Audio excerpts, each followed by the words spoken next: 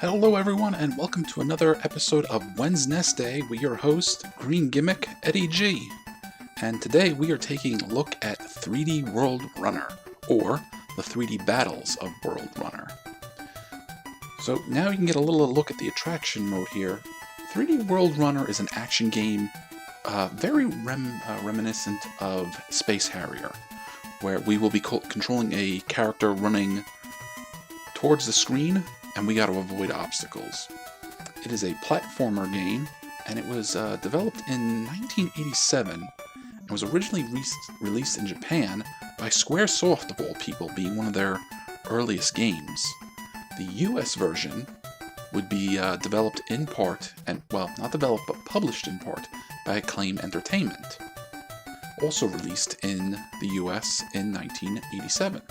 So, this is another game with no music that plays in the opening titles. So if you're hearing music at this point, or you've been listening to music, that's because I added it in. Now, if I did this right, why don't we take a look at the instruction manual and see what it has to tell us about the story of this game. Alright, let's start at the beginning. So this is what, little kids and gamers in 1987 would have got when they picked up WorldRunner. And it's probably not the worst depiction of what's going to be happening in this game. So here we go. Solar System 517 is being terrorized by a gang of alien serpent beasts. And that's one flying around right there. None of the 8 worlds are safe, and no one seems able to stop this massive invasion. In short, 517 is in deep trouble. They need someone who can run fast, someone who can jump from world to world, and someone who's more than handy with a laser missile. They need you. And down there you can see, it's Acclaim. Alright, so the scene is Solar System 517. The problem, it's been invaded by Grak and his gang of galactic thugs, better known as alien serpent beasts. Not only is Grak ruthless, shrewd, powerful, and totally terrifying, he has 7 brothers who are every bit as unfriendly as he is. What's more is he has summoned all his brothers and an endless army of buddies to help him with his wretched ploy. Your task is to cover all 8 worlds of the solar system number 517, eliminating enemies as you go. You'll have to move fast, jumping over bottomless canyons as you go, and avoiding or shooting attacking enemies. Along your way you'll run into, literally, ancient columns. You can also jump on top of them. Either way, they hold many surprises, most of them beneficial, some of them dangerous. Keep going until you reach the 8th and final world. There you must duke it out with the most dangerous of all the Dragon Brothers, and save Solar System 517 from certain collapse. So that's our story here for the 3D Battles of WorldRunner. Now, it does tell us the 8 worlds here. We have Uno, where we have to quickly learn how to jump the canyons. Toro, where the Moonlight world has more canyons, and they're closer together. Caverno, some of the canyons are so wide you'll need special jumpers to get over them. Quanto, meet a slew of new enemies. So Temero, you need impeccable timing to slip by the hands, and we will probably see some of the hands in this game. Aquo, an eerie underwater world. Inviso, some enemies here are so strong they can't be killed with your laser missiles. And Finno, the most treacherous world of them all. Alright, so during the course of the game, we're going to have to come across some of the enemies. So we got the menacing meanies, the white willies, and the towering infernos. Now in this game, the mushrooms are bad. These are harmless looking edibles, but are pure poison. If you find them, or if they find you, when you bump into one of the columns, avoid them. So let's jump ahead a little bit. So good news. Good news is there are things that can help us. We can find laser missiles that allow us to shoot. Power potions that will let us take an extra hit. The atomic power that will make us invincible for, I think it's about 4 seconds. We also have hearts. If you collect a heart, you get an extra life. And superstars. Superstars are only extra points, I have never made it far enough into the game for the superstars to make a difference. And then the cosmic clock. You'll need these sometimes to reset the timer. Warp balloons. Warp balloons take you to special stages. No enemies, only superstars. And then there's the junior jumper and the super jumper. Kind of looks like a spring snake and a flower. There are some stages where you absolutely need these to make the jumps. And over here it tells you the points you get for collecting stuff. So after you get your first missile or your first potion, you're going to get an extra 500 points.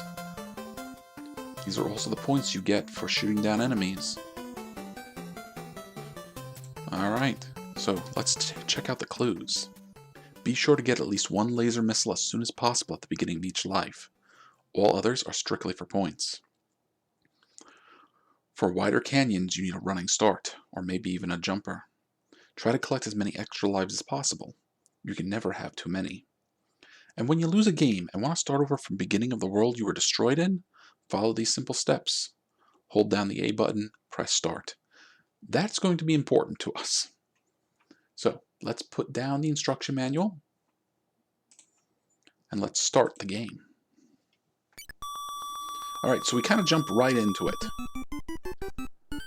Sort of in the literal sense, you see the character jumps and he's slowly running towards the screen. Now I paused it real quick just to tell you some of the controls. I want to show off the pause screen too. He kind of sits there napping almost. No music on the pause screen, so I'll be quick. Left and right moves us left and right. Forward makes us run faster. Back makes us run slower. B button will make us fire. A button will make us jump. So we just got our first power up. This will allow us to fire. If we don't have this, we can't fire. Okay, too high to jump. Here's the net. Oh, I missed it. That's a mushroom. Don't get those. Now I have an auto fire controller, which makes life a little easier for me, but not necessary for this game. Oh, walked right into that enemy. That's alright, that gives me a chance to show you some more stuff from the beginning. So, let's run in here and get our missiles. And let's run in here and get our potion. This potion will let us take an extra hit. But if we get hit, and we have the missile power up, we lose it. So pretty simple, pretty straightforward. Right now I am holding on to the forward button, the up directional key, so that's making us run a little faster. Oh, see?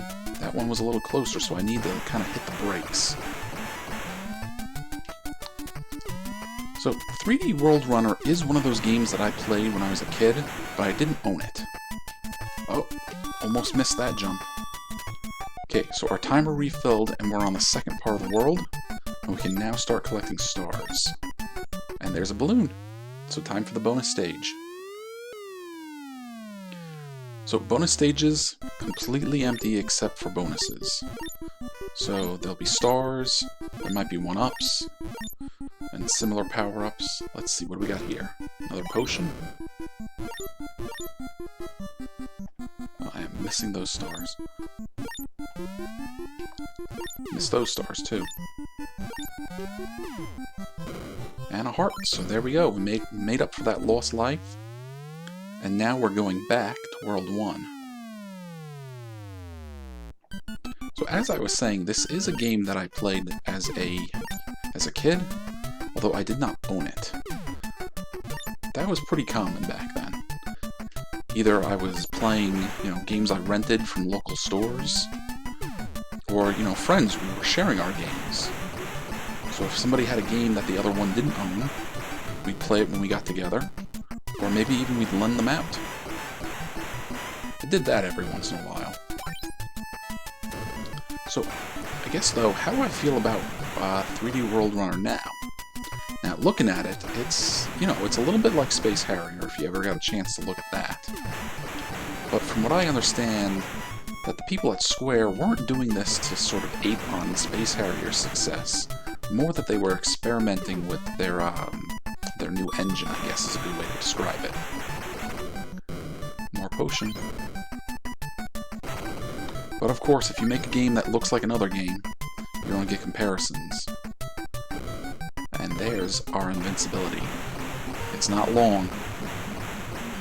See, it's already done.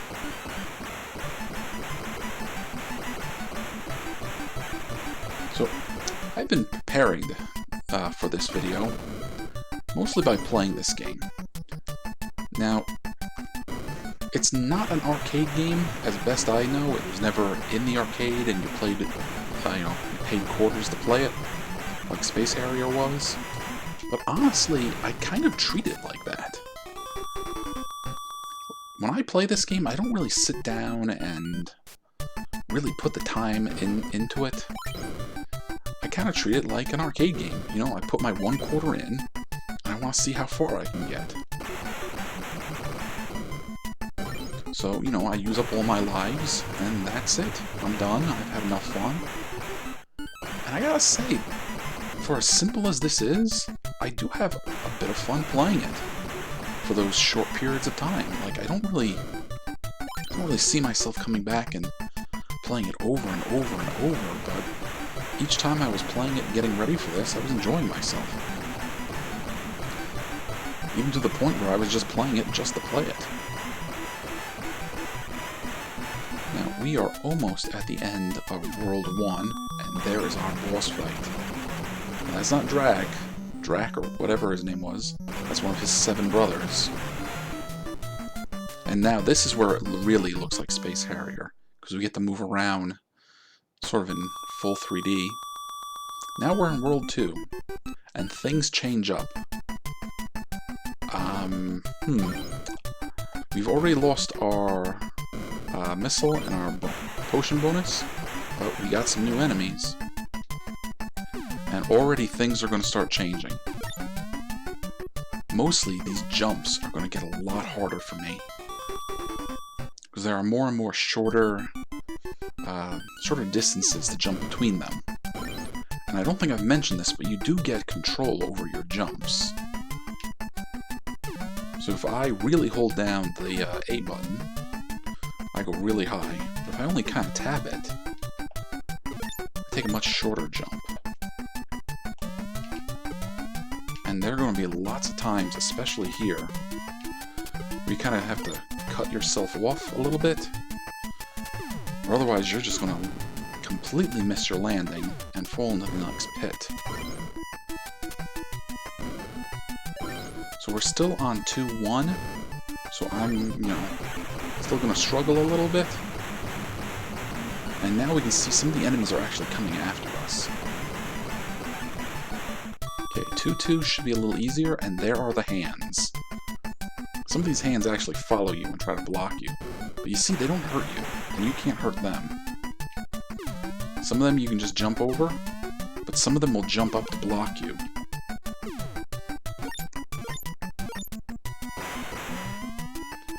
Now, because they don't hurt you, all they really do is slow you down. And you do have a certain amount of time to finish each one of these parts of the world. We're actually doing pretty good. I haven't had to use a continue yet. You don't technically get continues, but you do have unlimited continues. So if you really want to put the time in, you can beat this game. But when you do continue, you start over from the world. So if I died, I wouldn't be in World 2-3. I'd go back to World 2-1.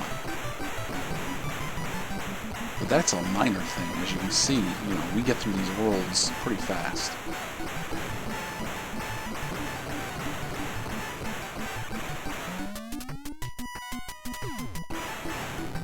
Oh, I got hit. I also generally find jumping indiscriminately to be dangerous. Now, you can see the second dragon looks a little different. Now, if I hold down the A button and press start, there we are, World 2-1. So we're going to give it one more shot. So I don't know how much more time I got.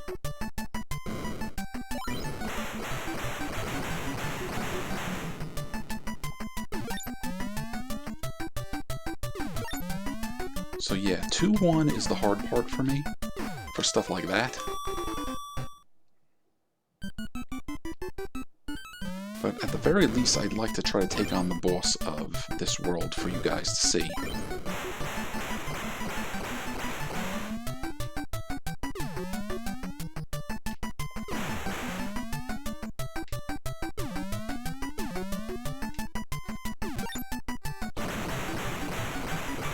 Also, lose a life, lose your stars. Well, the stars still give you something to aim for. Did I get hit? I guess so.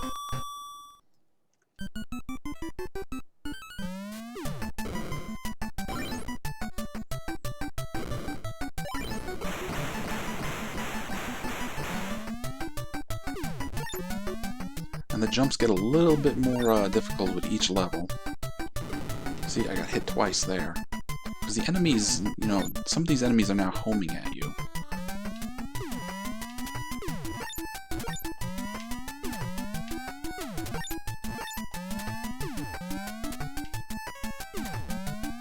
Nope. That didn't take long. Alright, one more try. So, if we're going by my quarter analogy, I've put 2 quarters in, 3 quarters in.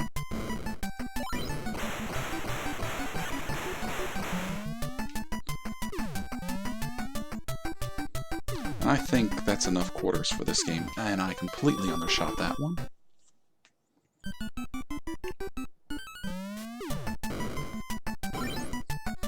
So I kind of wonder if the design idea was, you know, memorization, so you get used to the way the pits are, or if it was more sort of twitch reflex. Because while it's not exactly the fastest paced game, those pits, you know, you don't get a lot of time to prepare for them. Okay, we got hit there. Alright, we got our missiles back. We got our potion back. Well, that didn't last long.